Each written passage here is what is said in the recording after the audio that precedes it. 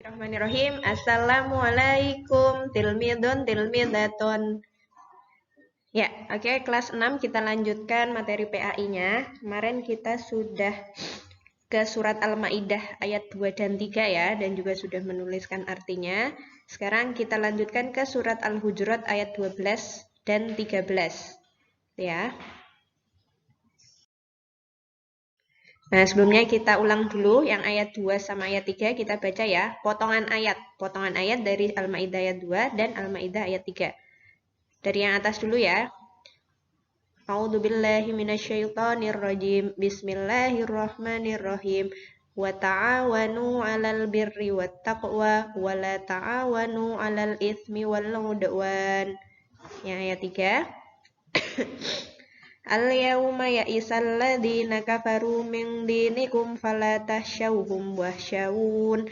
Al-yawma akmaltu lakum dinakum wa atmamtu 'alaikum ni'mati wa raditu lakumul Islam madina. Nah, itu. Kemarin kan sudah mengartikan yang ayat 2 ayat 3. Sekarang Usmail kasih tahu isi kandungan di surat Al-Maidah ayat 2. Ya, itu Ismail sampaikan di slide, berisi tentang ajakan tolong menolong. Ayatnya wa ta'awanu, itu artinya dan tolong menolong. Dalam hal apa? Dalam hal apa tolong menolongnya? Dalam hal mengerjakan kebajikan atau kebaikan dan takwa. Alal birri wa taqwa. Kemudian ayat lanjutannya wala adalahnya. Berarti larangan di situ wala ta'awanu, dan larangan menolong dalam hal apa? Perbuatan dosa dan permusuhan, alal ismi wal udwan. Nah, selanjutnya yang ayat 3. Ayat 3 yang pertama, takut hanya kepada Allah. Jadi, nggak usah takut sama yang lainnya ya, kita hanya takut kepada Allah. Oleh karena itu, kita harus menjalankan perintah dan menjauhi larangannya. Kemudian yang kedua, ajaran Islam yang disampaikan Nabi Muhammad harus kita yakini dan amalkan, karena Islam adalah agama yang disempurnakan dan diridhoi Allah. Kemudian yang ketiga, pandai bersyukur atas nikmat Allah. Ya, pandai bersyukur. Lawannya bersyukur apa teman-teman? Kufur. Itu ya. Nah, itu tadi isi kandungan dari Al-Maidah ayat 2 dan ayat 3. Kemudian di surat Al-Hujurat ayat 12 dan 13. Kalau tadi itu kan di Al-Maidah ayat 2 dan 3, sekarang di ayat 12 dan 13. Beda surat ya, Al-Hujurat. A'udzu billahi minasyaitonir rajim. Bismillahirrahmanirrahim. Ya ayyuhalladzina amanu tanibu katsiran minadh-dhon inna ba'dad-dhonni ismu wa la tajassasu wa la yaktab ba'dukum ba'da ayuhibbu ahadukum ayyakula lahma ahihi maitan fakarihtumuh wattaqullah innallaha tawwabur rahim. Ayat 13. Ya ayyuhan nasu inna khalaqnakum min dzakarin wa untha wa ja'alnakum syu'uban wa qabaila lita'arafu inna akramakum indallahi atqakum innallaha alimun khabir. Nah, artinya teman-teman bisa buka di buku PAI atau di Quran Tarjamahnya ya. Ini Usman langsung sampaikan isi kandungan dari langsung ke kandungan surat Al-Hujurat ayat 12 ya. Tadi disebutkan ada kata don di situ. Don itu artinya prasangka. Su'udon, husnudon, pernah dengar ya? Su'udon itu artinya prasangka buruk, husnudon itu prasangka baik. Nah, di surat Al-Hujurat itu ada larangan untuk menjauhi sifat prasangka buruk atau mencari kesalahan orang lain. Istilah lainnya bergunjing. Jadi kalau ada orang yang suka mencari kesalahan orang lain itu diibaratkan seperti orang yang makan daging saudaranya. Nah, teman-teman mau makan daging saudaranya sendiri? Enggak kan ya pastinya. Jadi kita harus menjauhi su'udon dan harus berprasangka baik atau husnudon. Kemudian yang kedua ada, jika kita berbuat salah atau dosa, nah itu segera bertaubat. Tadi disebutkan di ayat terakhir, ayat 12, innallaha tawwabur rahim, karena Allah itu maha penerima taubat. Tapi kalau teman-teman sudah bertaubat, ya jangan melakukan kesalahan itu lagi, gitu ya. Dan di ayat 13, yang pertama, isi kandungannya ada orang yang mulia di sisi Allah adalah orang yang bertakwa.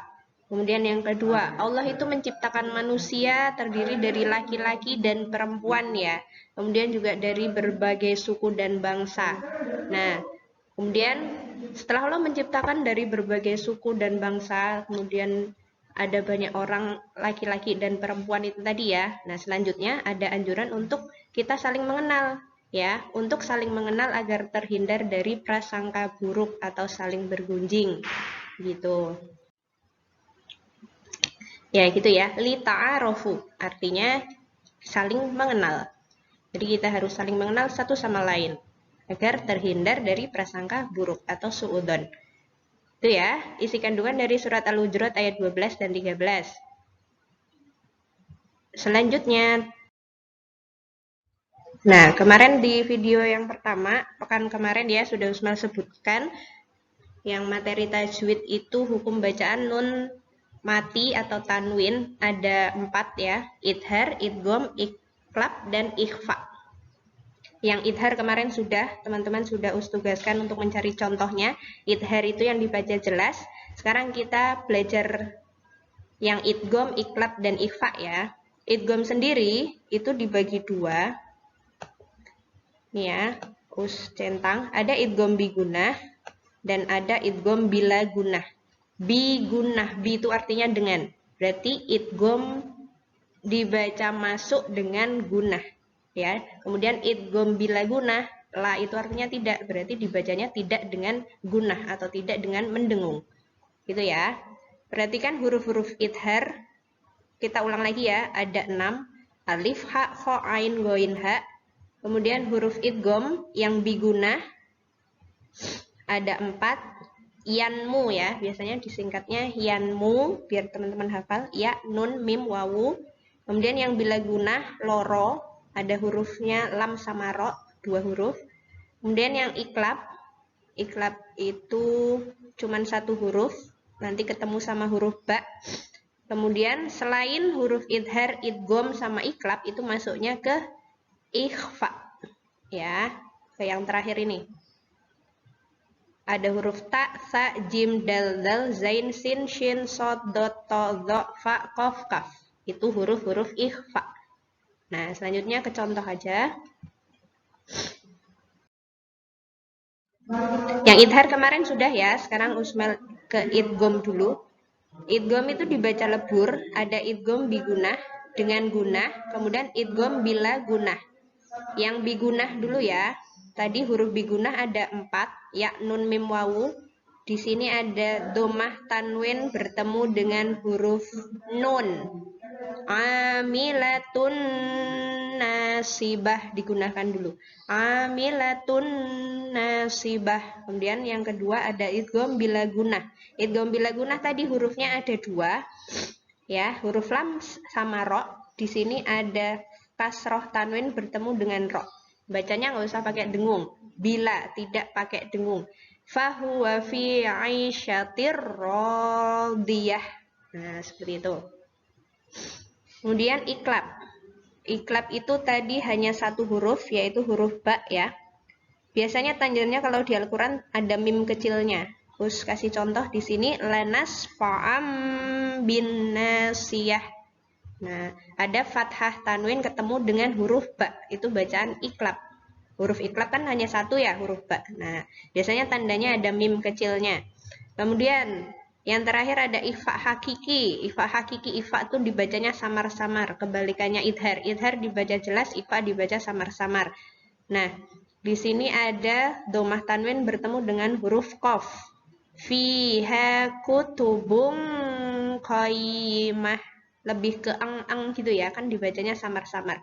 Fiha kutubun qayyimah. Kenapa dibaca ikhfa? Karena ada domah tanwin bertemu dengan huruf ikhfa, yaitu huruf qaf.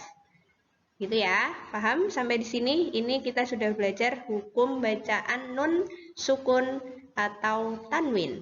Ada 4, idhar, idgham, iklab, ikhfa. Itu ya. Untuk selanjutnya Bagian tugas. Nah, teman-teman menuliskan isi kandungan surat Al-Maidah ayat 2 dan 3, kemudian isi kandungan surat Al-Hujurat ayat 12 dan 13. Tinggal menyalin saja ya, tadi yang di video saya sampaikan dipindah ke buku catatan biar teman-teman menulis kalian menghafal gitu ya. Kemudian yang tugas yang kedua, teman-teman mencari ikhfa di surat Al-Hujurat ayat 12 dan 13. Cari sebanyak-banyaknya ya, di ayat 12 dan 13 saja. Bacaan ikhfa saja, ikhfa ya, yang dibaca samar-samar.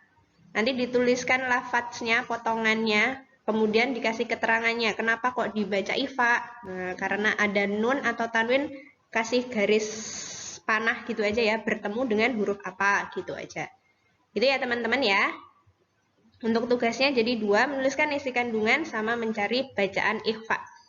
Ditulis di buku tulis PAI, kemudian nanti difotokan dan dikirimkan di GCR. Nah, itu untuk materi PAI hari ini, yaitu tentang Al-Maidah surat Al-Maidah ayat 2 dan 3, dan juga surat Al-Hujurat ayat 12 dan 13. Itu ya, Usman cukupkan untuk pekan ini. Syukran alal ihtimam. Wassalamualaikum warahmatullahi wabarakatuh. Ila liqa.